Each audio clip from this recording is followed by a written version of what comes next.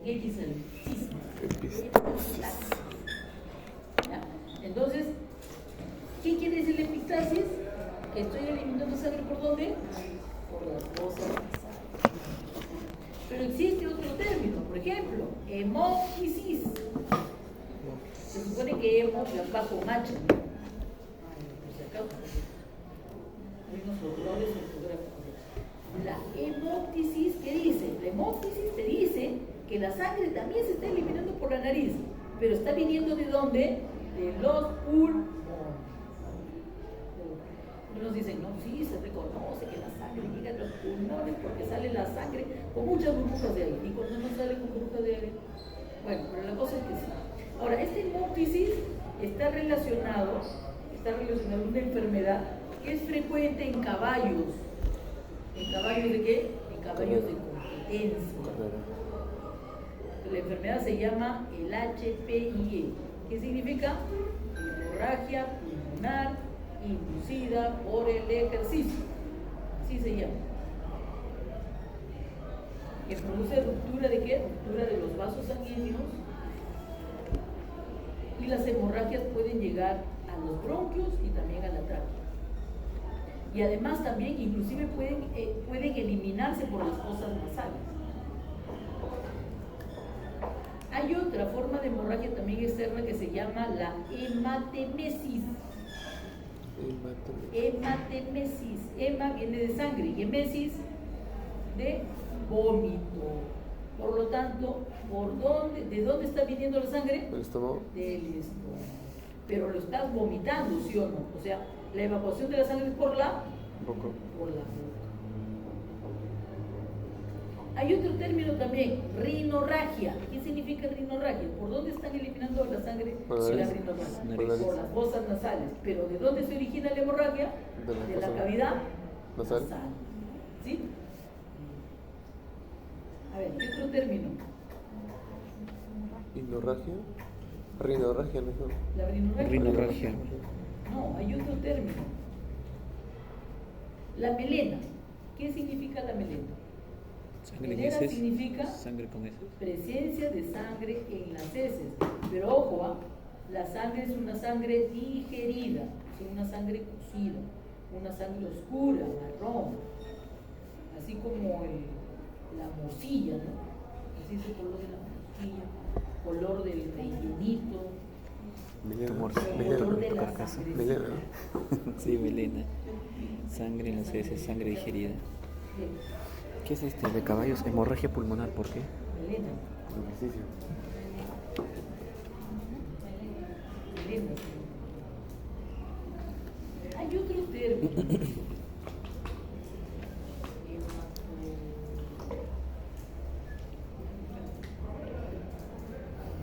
Es cierto, pero hay un término, no me acuerdo bien el nombre, pero es la presencia de sangre viva en las heces. Bien. ¿Otra cosa más? La hemorragia también se puede clasificar por su forma que tiene. Cuando la hemorragia es así, punto, cuando es una hemorragia puntiforme, ¿no? La hemorragia puntiforme puede ser de dos maneras. Una se le puede llamar petequia. ¿Y cuándo se le llama petequia? Cuando la hemorragia, dice, tiene el tamaño o el diámetro de la cabeza de un alfiler, que es de 1 milímetro a 2 milímetros de diámetro, y que está en toda la superficie, ¿no? Puede estar en la superficie de los órganos, puede estar en las superficies serosas, puede estar en la superficie de la piel. Y después, si esta se sobrepasa, o sea, es más de 2 centímetros, y también es redondita o puntiforme, se le llama equimosis o hemorragia equimótica. Hay otro término que también utilizan y que le dicen la púrpura hemorrágica. Pero la púrpura hemorrágica, por si acaso, solamente se puede observar a nivel de ¿qué? A nivel de la piel. Y es que pueden ser, ¿qué cosa? Hemorragias puntiformes que se llegan a unir, ¿no? Y van a producir extensas áreas de hemorragia. Se extiende la hemorragia. Pero ojo, eso solamente se puede ver a nivel de la púrpura hemorrágica. Profe, ¿la equimosis qué tamaño dijo que es? mayor que la petequia. ¿Mayor que? Si sobrepasa la petequia. Si sobrepasa el tamaño de la petequia, ya es denominada una equimosis. Pero también habrá el otro término que le llaman las hemorragias difusas. ¿Qué significa? Que no tienen una forma y que están abarcando gran superficie del órgano o del tejido.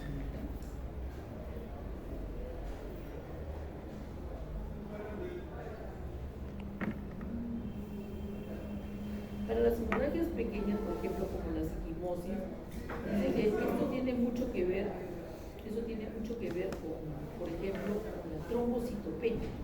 ¿Qué significa una trombocitopenia? Bajas plaquetas. La disminución en el número de las plaquetas.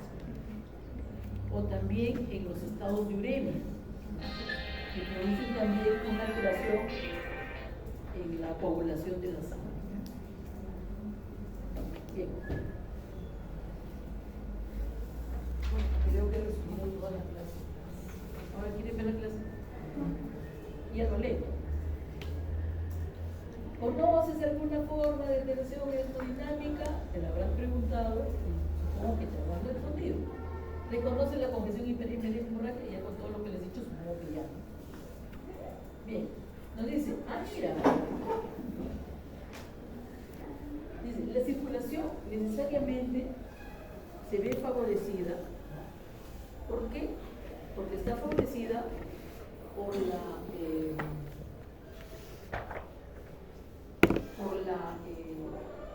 la mantención de la estructura de los vasos sanguíneos. Entonces, tengo que recordar cómo son los componentes de una arteria, cuáles son los componentes de un capilar y cuáles de las venas. Como puedes ver tú acá, el más sencillo y simple y también el más vulnerable, ¿quién será? El capilar, que solo posee ¿qué cosa? Arteria. Pero miren la diferencia que hay entre una arteria y una vena. La arteria, ustedes han visto cómo son las arterias, ¿no? ¿Se acuerdan cómo era la arteria aorta? ¿Qué color tenía? Rojo. ¿Ah? ¿Cómo era la arteria aorta? O la arteria pulmonar también. ¿Cómo son? Son blancas, negras, oscuras, verdes, rojas. Oye, ¿han llevado anatomía presencial o anatomía virtual? Bueno, o sea presencial, o sea virtual, igualito la aorta tiene el mismo color. Con figurita, con fondito, con todo. Rojo. ¿Cuál es la anterior? ¿Qué color tiene la anterior? Marrón rojiza, profe. ¿No? No te tiro mi celular. Y no te tiro esto porque no puedo cargar peso por mis rodillas.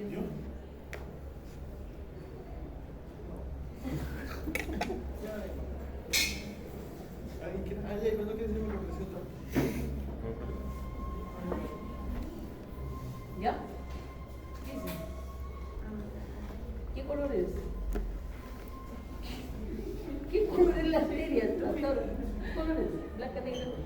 Me estaba buscando y pensaba que estaba buscando, qué chévere. Es blanca, fue blanca. ¿Tú no ves una foto de un corazón? Es blanca, blanca. A ver, otra cosa, otro detalle, a ver si son observadores de color. ¿Tú podías ver a través de la arteria la sangre? ¿Podías ver la sangre a través de la pared de la arteria? No. Sí. ¿Y podías ver la sangre a través de la vena cava? Puede ser que no sé. ¿Podías ver la sangre a través de la cava, la vena cava? ¿Por qué no, profesora? ¿Por qué era eso? Sí, veía. ¿Sí se mira? Sí se ve. Otra mota, Se nota, claramente. ¿Y eso por qué? Porque ¿saben por qué? Por la estructura que tiene, la estructura anatómica y la estructura histológica. Las arterias, las grandes arterias, tienen una elástica interna y una elástica externa bien desarrollada. Y tomando en cuenta también que tienen una capa muscular también desarrollada. Las arteriolas tienen la capa muscular más desarrollada que las arterias, ¿no? Mucho más desarrollada. Y en cambio las venitas simples, lo único que tienen que desarrollar es la última capa. ¿Cómo se llama la última capa?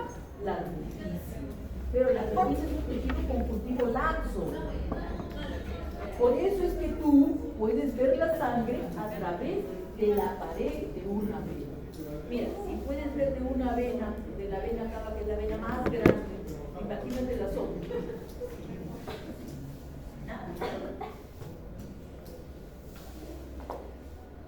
Bueno, entonces, la integridad de los vasos sanguíneos también contribuye a que el sistema circulatorio funcione bien. Y además comprender la estructura anatómica para decir, claro, pues yo le digo, oye, ¿de dónde sale el líquido? El líquido sale de los capilares, que tiene una estructura más sencilla y que permite a través de las uniones intercelulares que salga el líquido y también que salgan los glóbulos rojos.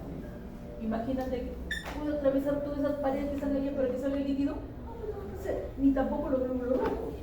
Y acá, en la vena no, pero puede ser que en la vénula, porque algunos autores hablan que las vénulas sí permiten pasar los glóbulos rojos y también el líquido. Bueno, por eso nos habla que el sistema circulatorio ustedes lo leen. Aquí viene todo, la congestión, la edema, la hemorragia que hemos hablado, pero también nos dicen que vamos a hablar, y creo que ya lo hicimos en la clase 2, que es la isquemia, que es la disminución del aporte sanguíneo, y que si esta llega a ser completo o total, va a llevar ¿a dónde? Hasta el infarto. Por lo tanto, la definición de infarto es una necrosis por isquemia. El infarto es una necrosis por isquemia. Bueno, también la sangre se puede coagular, ya este proceso le llaman trombosis, ya ese coágulo o esa masa hemática le denominan trombo. Ahora, estos trombos también pueden desprenderse y viajar por la sangre y se convierten en ¿qué cosa? Émbolo. ¿Y cuál es el émbolo? El émbolo tiene que terminar, ¿no? Su viaje. ¿Dónde termina su viaje el émbolo? Cuando obstruye un vaso. Donde se queda atascado, donde ya no pueda pasar. Entonces, ya dejará de ser un émbolo simple y se convertirá en un trombo. Émbolo. Trombo porque ya está obstruyendo. Y émbolo que ha viajado por la sangre para llegar. O sea, o le digo tromboémbolo o le digo también ¿qué? Embolia. Y bueno, y también el shock, que es una falla generalizada de la circulación. Y ahí está la hiperemia, ¿no? Para este caso, chicos, para este caso de alteraciones circulatorias, solamente vamos a mencionar a la hiperemia de tipo fisiológico, nada más. ¿No? Las hiperemias patológicas no, porque dice, eso ocurre por irritación que será tratada ¿dónde? En inflamación, ¿ya? La hiperemia fisiológica, órganos con aumento de su actividad como las glándulas de secreción interna, la mama por ejemplo, o también la mama activa, ¿no? La glándula mamaria activa estará roja y caliente. O también puede ser el músculo esquelético en que en pleno en un ejercicio intenso, los músculos, todo el músculo esquelético estará hiperemia. Y bueno, y ahí dice macroscópicamente cómo va a estar, rojo vivo, aumento de volumen y mayor temperatura, o sea, está caliente. Entonces tenemos la glándula mamaria activa, una hiperemia fisiológica, la mucosa del estómago y del intestino, ¿no? En plena digestión también es una característica de hiperemia fisiológica.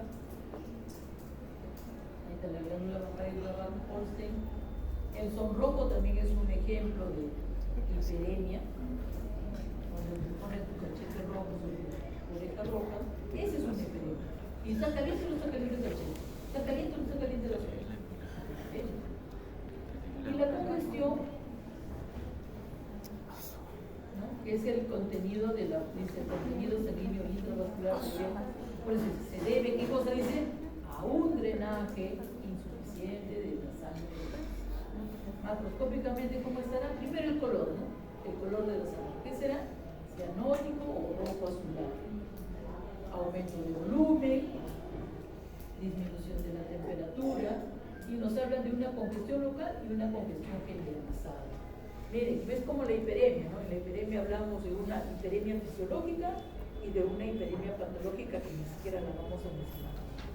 Pero acá no dice nada de una congestión fisiológica.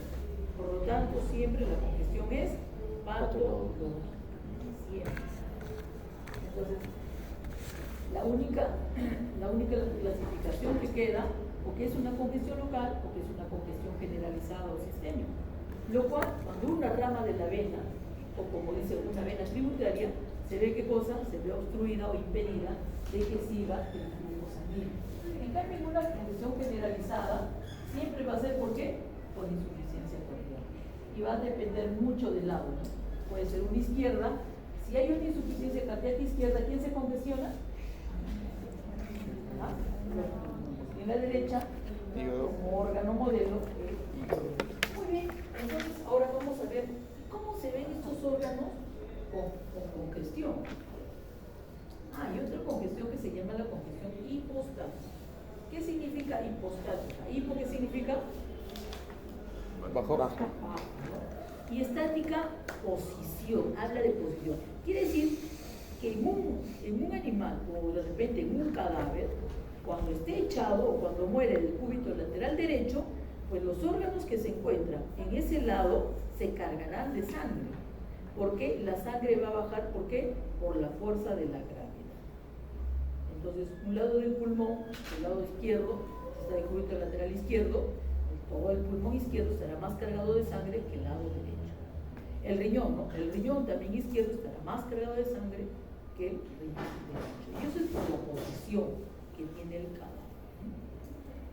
Acá nosotros estamos viendo que en las zonas más oscuras es donde ha quedado, ¿no?, acumulada la sangre. Es una superficie que ni siquiera ha sido plana, ¿no? Porque no todo el pulmón está cargado de sangre, sino ciertas zonas. Bueno, esta es la circulación que nosotros debemos de tener en cuenta cada vez que hablemos de insuficiencia cardíaca. Si este lado se afecta, entonces el que se va a cargar de sangre, ¿quién es? El pulmón. Si este lado derecho se afecta, el que va a estar cargado de sangre, ¿quién será? Todos los órganos, ¿sí? Pero el hígado lo tomamos como ejemplo. Ahora voy a apagar un rato más la luz para que puedan ver bien. ¿Qué les parece? ¿Cómo están? ¿Esos son capilares? ¿Son vénulas? ¿Qué son? Capilares. ¿Ah? ¿Son o no son? Capilares. ¿Qué son? Llamamos que son capilares. Ahorita lo digo para que verifiques si son. ¿Qué capilares? ¿Cómo están los capilares? A ver, ¿cómo describirían esos capilares? ¿Cómo están? ¿Ah? Congestionados. ¿Cómo? ¿Cómo es? Están pletóricos, ¿de acuerdo? ¿Qué significa pletóricos? Vasodilatados y llenos de glóbulos. Muy bien. Entonces, estos están pletóricos. Muy bien. Oye, entonces son capilares, ¿no? ¿Es congestión o no es congestión? ¿Sí? Sí. ¿De acuerdo? Pero me dicen que la congestión eleva la presión hidrostática y por lo tanto sale el líquido. ¿Cómo es el líquido? ¿Qué cosa es? Edema. El edema. Entonces, miren ustedes y digan, ¿es cierto eso? ¿Hay laxitud? Sí. Ahora, ¿qué pasa? ¿Los glóbulos rojos han salido de los vasos sanguíneos o no han salido de los vasos sanguíneos? ¿No han salido? Oye, miren bien, pues. No se ve. No sé, pero... un poquito, ¿no? Sí. ¿Dónde? Yo no te digo si ha sido poquito o bastante. ¿Han salido o no han salido? Ya ven, ustedes me escuchan. No escuchan. ¿Han salido o no? Yo te voy a salir un montón, han salido bastante, ¿no? ¿Han salido o no han salido los glóbulos rojos? Sí, entonces esos glóbulos rojos están saliendo a consecuencia de la congestión por diabetes. O sea, quiere decir que dentro de la congestión sí vamos a ver extravasación de eritrocitos, pero en poca cantidad. No, eso depende. O sea, podemos hablar de extravasación. Claro, sí. Y seguir mantenidos en congestión. Sí, claro. ¿Y cómo diferenciaríamos entonces de la hemorragia? Porque eso es una hemorragia. Ya es una congestión. No. Acá hay una congestión. Ya. La hemorragia es por la congestión. Es otra cosa. O sea, la pregunta es, ¿podríamos haber visto zonas congestionadas y lo que podría predominar es la hemorragia. No predominar, pero sí será abundante. Puede ser abundante. Y podemos ver una congestión marcada y una zona de hemorragia también. Podría ser, pero la cosa es que siempre voy a tener glóbulos rojos que están escapando. ¿Por qué te digo esto? Porque mira, hay situaciones en las cuales tú tienes una congestión y también tienes edema y vas a ver espuma. La espuma que sale producto del edema puede ser muy blanca, pero también puede ser roja o tener un tinte rojo. ¿Y eso qué te está diciendo? Que la extravasación de eritrocitos está en su máximo. ¿Y por qué? Porque está tiñendo la sustancia espumosa, ¿sí? Porque generalmente la sustancia espumosa siempre es blanquita, pero cuando la ves roja, ¿es por qué? Porque están escapando, están extravasándose mucho de los rojos. Y eso puede suceder. Bien, entonces, ¿sí? La congestión bien comprendida son capilares. Profe, ¿puede haber hemorragia sin congestión? Claro. Si lo machuco, lo rompo, lo aplasto, lo corto, todo. ¿Y se vería una ruptura de un vaso o algo así? ¿Cómo se vería? Pues. Si hay lesión de un vaso, la hemorragia será abundante, pero será solamente en un sitio, nada más, ¿no? No va a abarcar todo. Con coágulo, ¿no? Habrá un hematoma, pues es lo que le llamas hematoma. Sale la sangre. Pues. Bueno, entonces vamos a hablar de la congestión hepática y de la congestión pulmonar, ¿sí?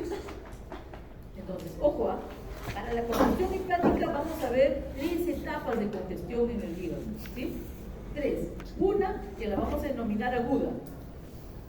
La otra le vamos a denominar subaguda. ¿Qué significa subaguda? Que deja de ser aguda y que comienza a iniciar el proceso crónico. Iniciando todavía. Y la tercera, un proceso crónico bien instalado. ¿Eh? Entonces tenemos 3 fases. Pero miren el nombre también que le ponen, ¿no? Le dicen congestión aguda, la otra, la subaguda, le dicen atrofia cianótica. Y la tercera, que es la congestión crónica, le dicen induración cianótica. Que puede llegar hasta dónde? ¿Hasta dónde dicen entre paréntesis? Cirrosis. Hasta una cirrosis. No, imagínate, una congestión que llega así. Cirrosis en el pulmón. Bueno, otra preguntita más. Entonces, si por ejemplo yo tengo una congestión aguda, necesariamente la causa o la causa será una insuficiencia cardíaca congestiva derecha, ¿sí o no? No, pues el último. Aguda también.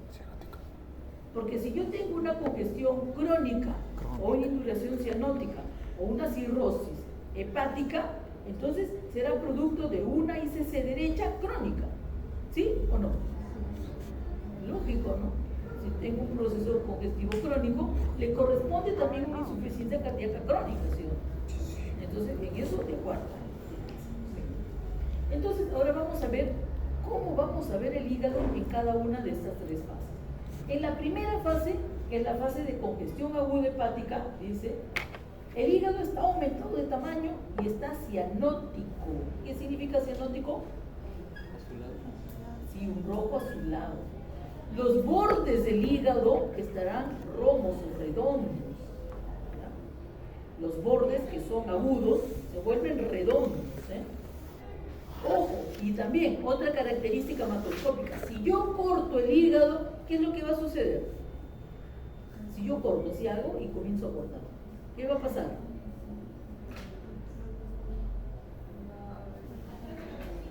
¿Va líquido? Sangre.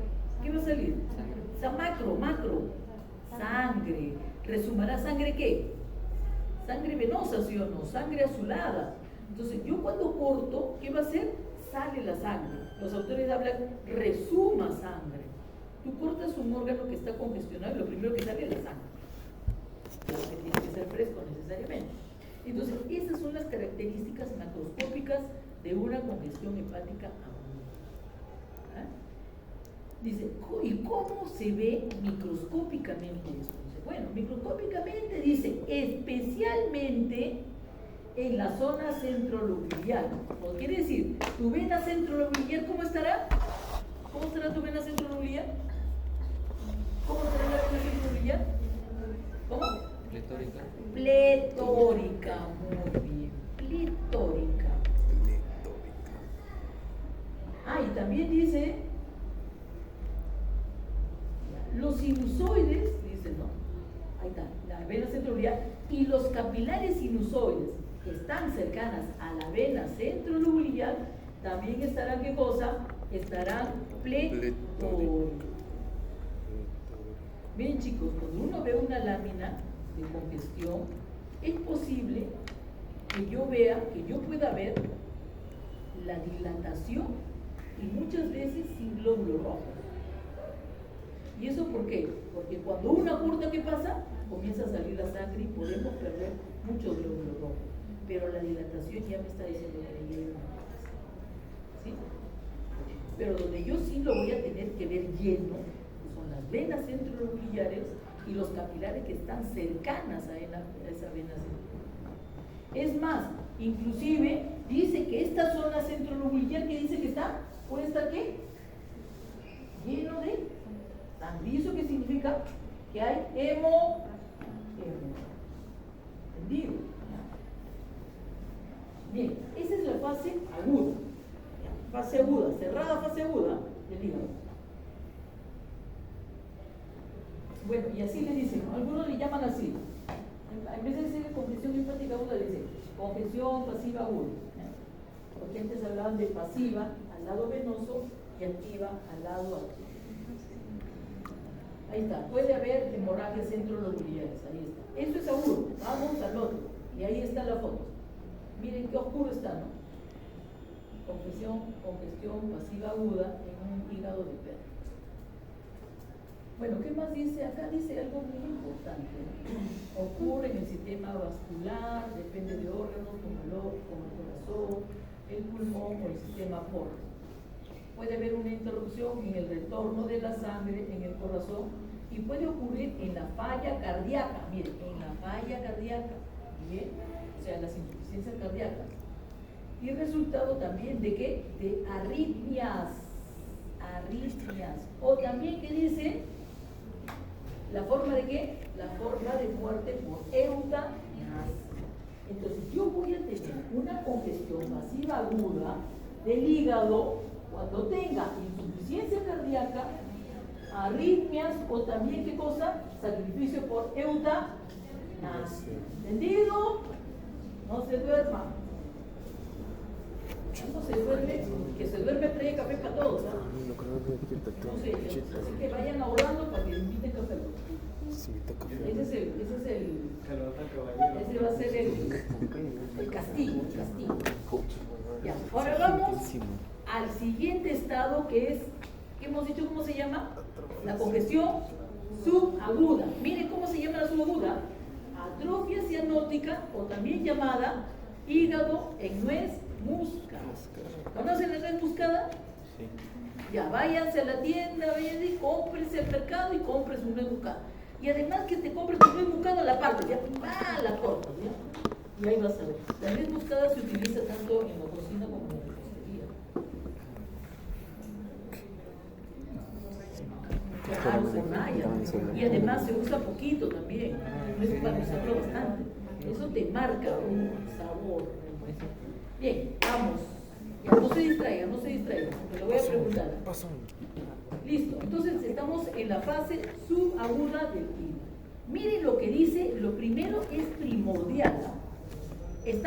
Dice si persiste la congestión, porque éstasis es sinónimo de congestión, si persiste la congestión, está yendo y está avanzando en el tiempo, dice, ¿qué pasa con los cordones hepáticos? ¿Qué dice? Se atrofian. Los cordones, que antes eran así, se comienzan a atrofiar. Pero también dice, numéricamente, ¿quiénes? ¿En dónde? Los que se encuentran en el centro de los globulinos. O sea, esas células, esos hepatocitos cerca del centro lobular, ¿van a qué cosa? Van a desaparecer, van a atrofiarse, se van a perder, se van a morir ya. Y dice también, ¿qué dice también? Donde suele, ¿qué cosa? Aparecer, ¿qué? Hemosiderina. ¿Y qué significa que yo vea hemosiderina? ¿a quién voy a ver? ¿A quién voy a ver? Macrófagos. A los macrófagos. Los macrófagos están cargados de hemosiderina. Ojo, cuando yo ya encuentro macrófagos marcados de hemosiderina, es posible que siga encontrando glóbulos rojos fuera o no. ¿Ya? O sea, los glóbulos rojos que se han extravasado y que han producido hemorragias, ya no los voy a ver porque los macrófagos ya los han fagocitado. ¿Ya? Por eso encuentro macrófagos cargados de hemosiderina.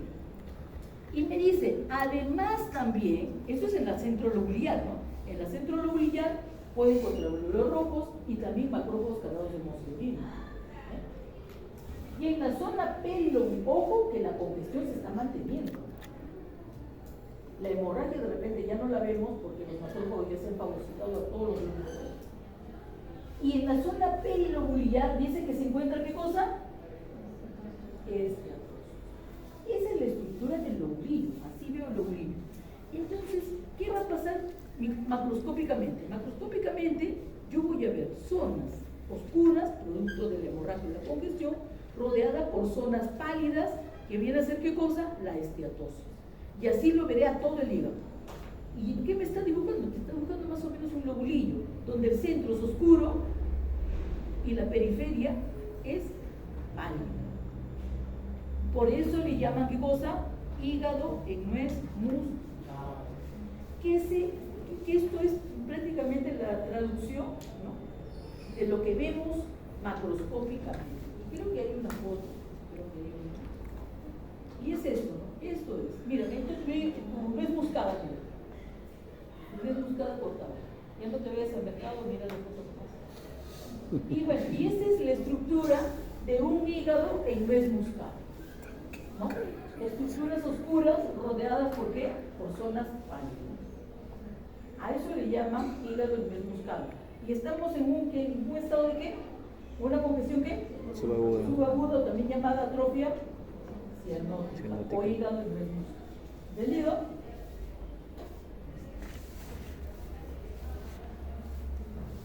Y ahora nos faltaría la tercera, que es la crónica, llamada también inundación cianótica, congestión crónica, y algunos le llaman también hasta cirrosis cardíaca. Muy bien, ¿cuál es la característica? A ver, ¿qué vamos a ver en una congestión crónica? Dice, atrofia del hígado, atrofia y necrosis, dice, ¿no? Explican la disminución del tamaño del hígado, ¿no? Entonces, la atrofia de los hepatocitos y la necrosis de los hepatocitos, dice, son los responsables de la atrofia del hígado. La induración, ¿por qué está duro? ¿Por qué le dicen induración? Porque hay ¿qué cosa? Hay fibrosis. O sea, esos hepatocitos que han muerto, que se han necrosado, estarán reemplazados por un tejido conjuntivo al cual le llamo fibrosis, que está principalmente, ¿dónde? Dice, alrededor de ¿qué? De la vena central. Quiere decir que ahí han muerto más hepatocitos, ¿sí? En la zona centrolobulillar. Por eso, a esta fibrosis centrolobulillar o de la vena central, ¿cómo le llama? La cirrosis cardíaca. Entonces, cuando yo digo, ¿tiene cirrosis cardíaca? ¿Qué estoy diciendo? Que tiene fibrosis centrolobulillar. ¿Entendido? Pero ojalá que no te olvides, ¿no? Bueno, y además nos dice, ojo, ya, eso es lo que dice microscópicamente. Macroscópicamente lo que podemos decir, ¿qué cosa es? Que es un órgano atrófico, ¿sí o no? Que está más pequeño, los lóbulos estarán deformados, la superficie externa, ¿cómo será? ¿Lisa o será irregular? Irregular, con muchas depresiones. Inclusive hasta la fibrosis, de repente en una superficie interna podemos ver hasta la fibrosis también. Y bueno, dice el vaso, los riñones, la congestión crónica son alteraciones similares a todas las descritas en hígado. O sea, los demás órganos, especialmente los parenquimatosos, también sufrirán estas alteraciones. Entonces, recuerden, para la congestión hepática estamos viendo tres fases, ¿no? una que es aguda, una subaguda y la tercera crónica. Ahora vamos a ver la congestión pulmonar, cuando hay una ICC izquierda. Recuerden que para la derecha, en la foto que nos muestran del perro, nos dice que puede ser por una insuficiencia cardíaca, sí o no necesariamente, pero aquí te dicen que puede ser por una falla del corazón del lado derecho, o también puede ser por una arritmia, o también puede ser, ¿por qué? Por la eutanasia. Miren, no crean que siempre va a ser ICC, y todos viven y mueren por la ICC. Bien, ahora vamos a hablar de la congestión pulmonar. Cuando hablamos de congestión pulmonar solamente vamos a hablar de dos fases, la fase aguda y la fase crónica, nada. Fase aguda y fase crónica. Dice, en la fase inicial o congestión aguda se produce ¿qué cosa? En vez de ingurgitación podemos utilizar también que están pletóricos los capilares, ¿ya? Lo que pasa es que le llaman ingurgitación, ¿sabe por qué? Porque tú no ves el límite que hay entre un capilar y otro y todos parecerían que fueran, dice que tienen una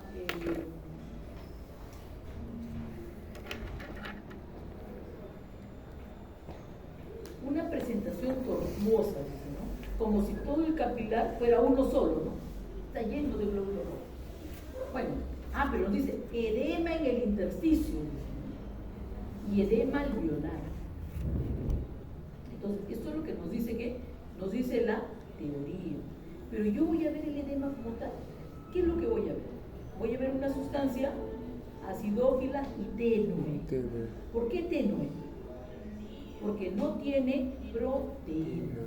Recuerden que este líquido que está saliendo de los vasos sanguíneos y que está produciéndose por desequilibrio de las presiones es un líquido simplemente. Por eso, ¿cómo se denomina este líquido? Trasudado. A este líquido, producto de la elevación de la presión hidrostática, porque aquí hay congestión, se le llama trasudado. ¿Entendido? Bueno, es edema alveolar y extravasación de algunos eritrocitos. Voy a tener la sustancia rosada, ¿no? Tenue en el intersticio, en menor cantidad, en mayor cantidad, pues lo tendré donde, en los espacios alveolares. Y también la extravasación de algunos eritrocitos en el espacio alveolar. ¿Qué más tendríamos que ver acá?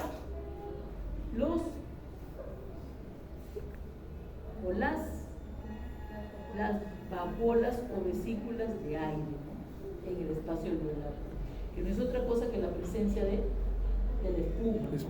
Microscópicamente es las vagolas del espuma. Otra cosa que nos dicen muy importante es que este edema pulmonar nos puede llevar a ¿qué cosa? A la muerte. ¿Ya? Y ahí terminó la aguda. Y ahí terminó la aguda. Entonces en la aguda voy a tener un pulmón rojo vinoso, más pesado, con mayor volumen, y que si yo abro por la tráquea, por ejemplo, puedo encontrar ya la sustancia espumosa. La sustancia espumosa la puede encontrar en la tráquea, la puede encontrar en los bronquios, o lo puede encontrar en una superficie de corte cuando presiona el pulmón y sale esta sustancia espumosa. ¿Y qué pasa en el proceso crónico? Dice, la congestión pasiva pulmonar crónica se manifiesta primeramente porque está duro, incremento de la consistencia. Debido, dice, ¿por qué está duro? ¿Por qué está duro? ¿Por qué se incrementa la consistencia? Porque hay un aumento de las fibrillas reticulares y las colágenas, ¿dónde? En el intersticio. ¿Y por qué sucede esto? Dice, la consecuencia, dice, probablemente del edema intersticial persistente. Si estamos hablando de un proceso crónico, quiere decir que este edema está persistiendo en semanas o de repente meses. Y toda sustancia que permanece por mucho tiempo en el intersticio va a producir ¿qué cosa? La fibrosis. A eso se le llama organización. Pero ya vamos a aprender cuando lleguemos al tercer capítulo. ¿Ya? Entonces acá miren, ¿no? Acá la fibrosis se da porque el líquido o el edema está persistiendo, ¿dónde? En el intersticio de las paredes alveolares. Y en el hígado, ¿por qué se formaba la fibrosis?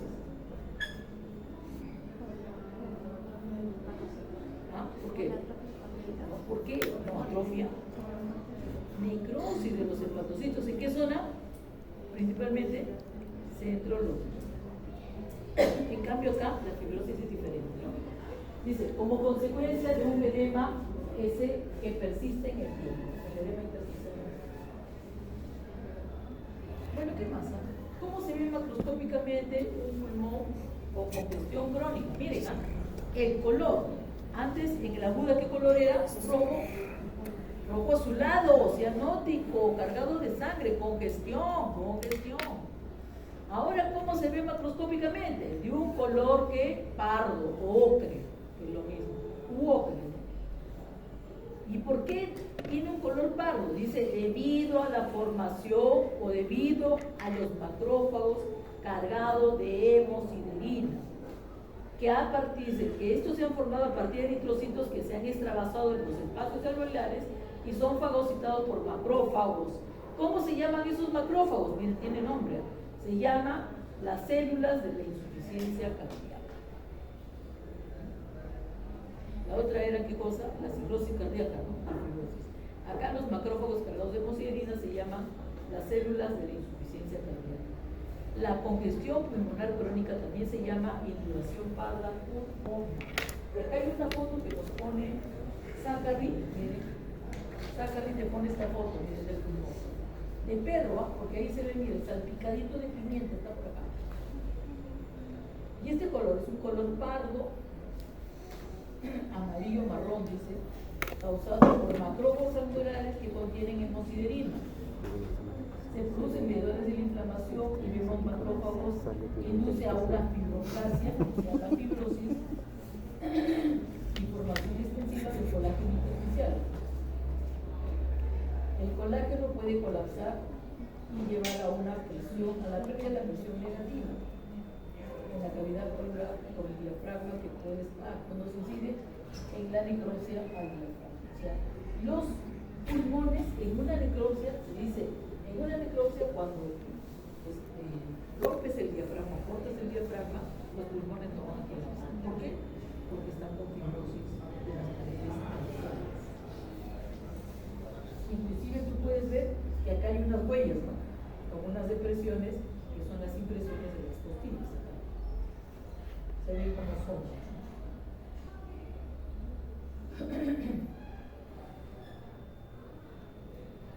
Bueno, ahora para hablar de edema dice, no te olvides que normalmente el 60% del peso corporal en un adulto es ¿qué cosa? Es agua. Los 2/3 de esta agua, ¿dónde está? Dentro de la célula. ¿Y el resto dónde está? En el espacio extracelular, en el intersticio y en el vaso sanguíneo. Entonces el edema ya hemos dicho que es el aumento del líquido en el tejido intersticial. El edema puede ser localizado, puede ser generalizado. Y acá nos vienen y nos dicen, acá están las presiones, ¿no? La presión hidrostática, que es la fuerza que ejerce la sangre dentro de un vaso y que da lugar a movimientos de líquidos hacia afuera. La presión favorece el filtrado. La presión osmótica del plasma dada por las proteínas como la albúmina, globulina y fibrinógeno, que genera un movimiento de líquidos hacia afuera. Y aquí viene, ¿no? Y también ahí están los capilares linfáticos que van a drenar el líquido excedente, ¿no? Dice, en términos porcentuales, 100% de filtrado se absorbe, el 90% a través de la región venosa del capilar y el 10% restante será recogido por los vasos linfáticos.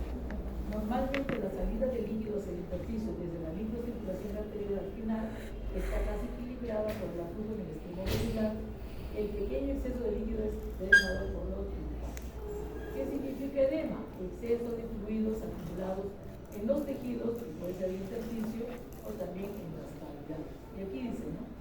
¿Va a haber edema cuándo? Cuando se eleve la presión hidrostática. ¿Cuándo se eleve la presión hidrostática? Retorno venoso alterado, insuficiencia cardíaca. ¿Qué significa eso? Cirrosis hepática también me va a llevar a una elevación de la presión hidrostática y la función venosa también me lleva a la incremento de la presión hidrostática.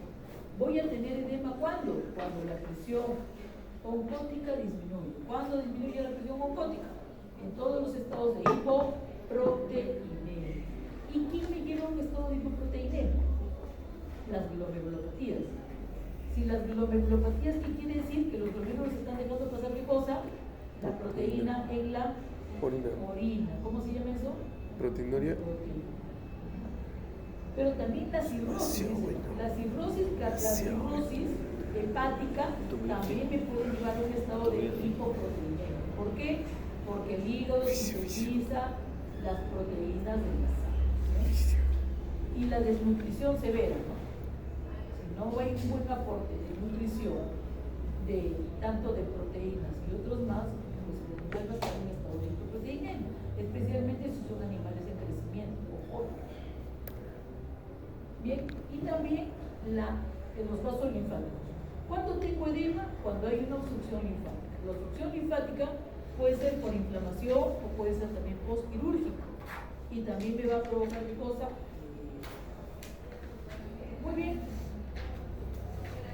¿Cuáles son las características, ¿no?, que me ayudan a reconocer que estoy viendo un edema? Y ahí te dicen, ¿no? Las células y las fibras son comprimidas por el líquido. El tejido se hace más laxo y se ensancha. Los tejidos edematosos presentan un aspecto pálido con pérdida de su elasticidad. Ejemplo, el tejido subcutáneo. ¿Han visto cuando se te hincha algo? La piel, la mano. Dice, puede desarrollarse edema en los distintos órganos, pero de manera especial en los tejidos laxos. ¿Cuál es el tejido más laxo que tenemos? Ahí está. En ejemplo. ¿Cuál? El tejido subcutáneo. El tejido subcutáneo siempre va a ser laxo. Porque recuerden que el tejido subcutáneo es el que une la piel al cuerpo.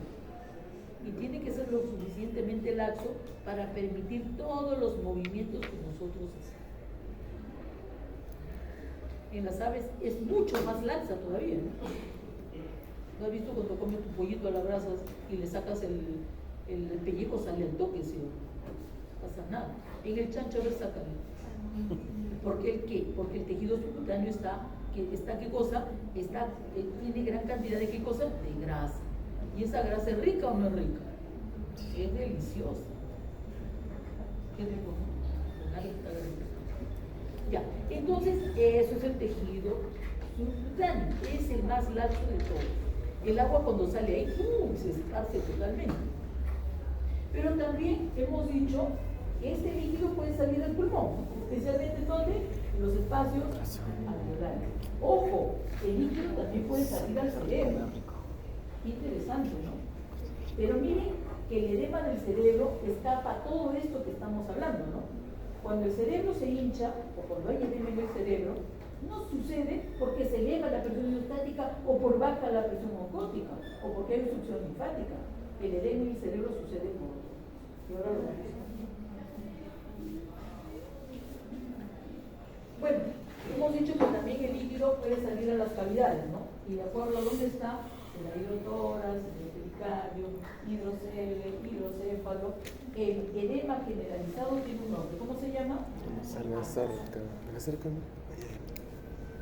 El cachorro de foca, no foca. Y miren que acá nos ponen dos fotos, ¿eh? Acá nos ponen dos fotos. Miren esto es lo normal. El tejido conjuntivo denso y irregular. Acá. Y acá un laxo, miren, acá está laxo. ¿Ven? ¿Ven lo que es la diferencia? ¿Ven acá? Esto que debería ser así y acá con líquido. O el resultado del edema. Se vuelve laxo. Esta es una foto donde vemos qué cosa, donde vemos la característica principal de qué. La característica principal de qué cosa, de edema. ¿Cuál es la formación de esa sustancia espumosa? Que lo puedes encontrar en la tráquea o lo puedes encontrar en los bronquios. Pero recuerda que ¿dónde se ha formado el edema? ¿En la tráquea, los bronquios o en los alveolos? En los alveolos. Y ahora mira dónde también puede salir el líquido, el edema. Acá estamos viendo que el líquido ha salido ¿dónde? Submucosa. A la submucosa del intestino. Y miren cómo está ante la submucosa. ¿Ven esos hilillos que están, parece que estuvieran flotando? ¿Qué son? Las fibras colágenas que están siendo comprimidas. Y están alejadas unas de otras, ¿no? Están dispersas. Y todo lo que está ahí, ¿qué cosa es? El edema, que parece una sustancia media gelatinosa, dice, poca en proteínas, por eso se le llama transudado, ¿no? Y se expande acumulándose ¿dónde? En la submucosa. Entonces acá, este tejido, normalmente la submucosa del intestino, del estómago, no se ve, pero cuando hay edema se hace visible. Nótese, miren, la acumulación de este fluido amarillo, que generalmente contiene poca cantidad de proteínas, por eso se le llama transudado.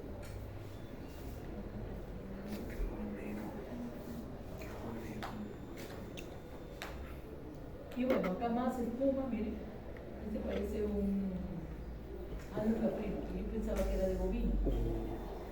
O también acá, ¿no? ¿Cómo se le llamaría este edema? ¿Cómo se llamaría este edema? Edema abdominal. ¿Ah? Ascitis. ¿Cómo se llamaría? Hidroperitoneo o así.